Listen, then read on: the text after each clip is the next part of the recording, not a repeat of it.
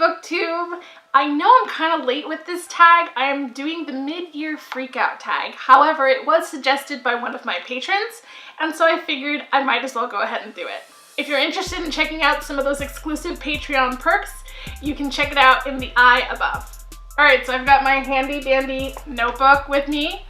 Question number 1 is, what is the best book you've read so far this year? This has actually come up for me in quite a few other videos, but this year I think I grew most emotionally attached to All Are Wrong Todays by Ellen Mastai. I may still be pronouncing his name wrong. It might be Elon Mastai, but it was a very interesting book. It was a fictional memoir that takes place in an alternate reality, and there was some science fiction, there was time travel, there was love, and I just really enjoyed the fictional format of being a memoir.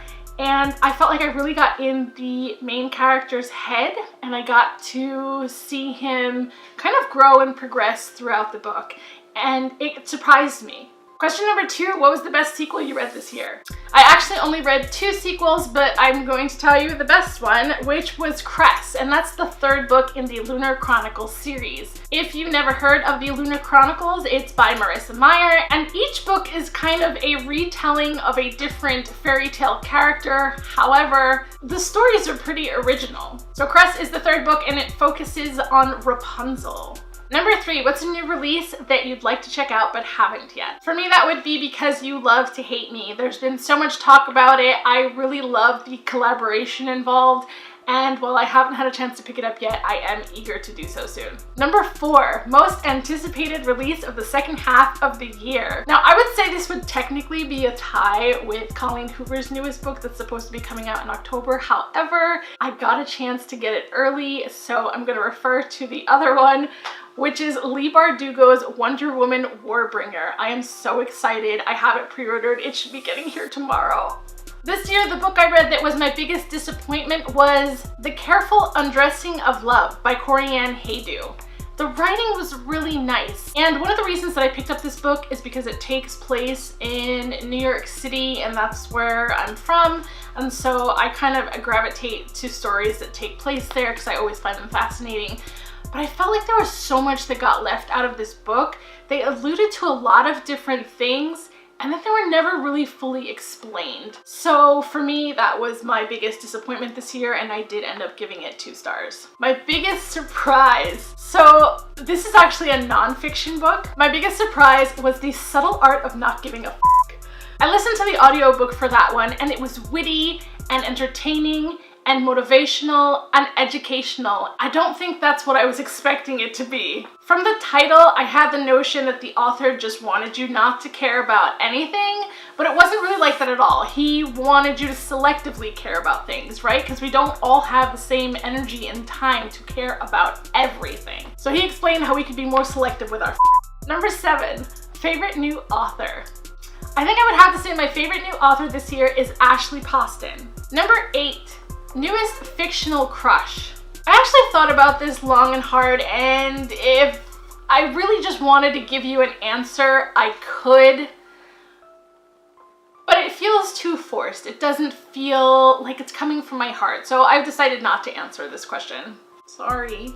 Number 9, newest favorite character. That would be Greta Barron from All Are Wrong Todays. Greta is intelligent and snarky and funny, and she just provided some comedic relief to some of the crappier things that were happening to Tom/John Barron. Number 10, a book that made you cry. This is actually a memoir. I read The Princess Diarist by Carrie Fisher. And The Princess Diarist was actually a lot about the affair that she had with Harrison Ford. And it was very raw and very emotional. And of course, the fact that Carrie Fisher is no longer with us had an impact on me as I was reading the book. Well, number 11 is book that made you happy. And this year that book was Geekerella. It tugged at all of my geeky heartstrings. I really enjoyed that book. I gave it 5 stars. And although I don't spend a lot of time rereading books, I would definitely reread that one. Number 12, favorite book to film. Now, I wasn't sure how to answer this one because I actually did not read the book, but I did see the movie and really strongly enjoyed it. And that was Hidden Figures.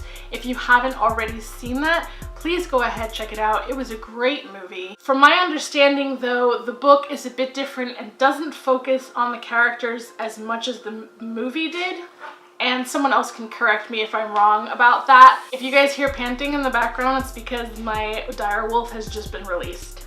Number 13, favorite review you've done this year. I actually haven't done as many reviews this year as you would expect.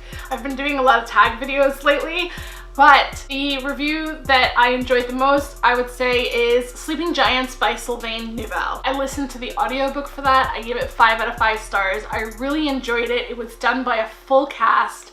And it was great. Number 14, most beautiful book you've purchased. I haven't been purchasing many books this year, but the one book that I read that I want to purchase just because I thought the cover was so amazing was Furiously Happy. If you haven't seen it, there is a taxidermied raccoon on the cover, and then there's these little triangles that look like confetti falling down or whatever, but if you see the cover in person, those little triangles are like iridescent, glittery, sparkly things, and it's just beautiful.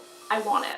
Alright, the last question is, what books do you need to read by the end of the year? I don't remember the authors for all of these, so I'm just gonna give you the titles. White Fur, The Girl in Between, Spoonbenders, Little Monsters, When Dimple Ret Rishi, Our Dark Duet, The Circle, Without Merit, Clicked, The Address, Zara Zion and a Maelstrom of Secrets, Who is Rich, and Believe Me, which is the Eddie Izzard memoir. So I hope you've enjoyed my answers to these questions.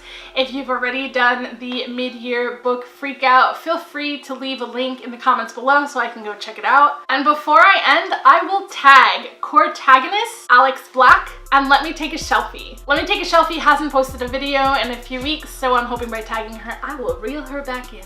And remember guys, if you like this video, please go ahead and subscribe, and don't forget to hit the bell to be notified when I upload new videos. Thanks for watching, and see you next time.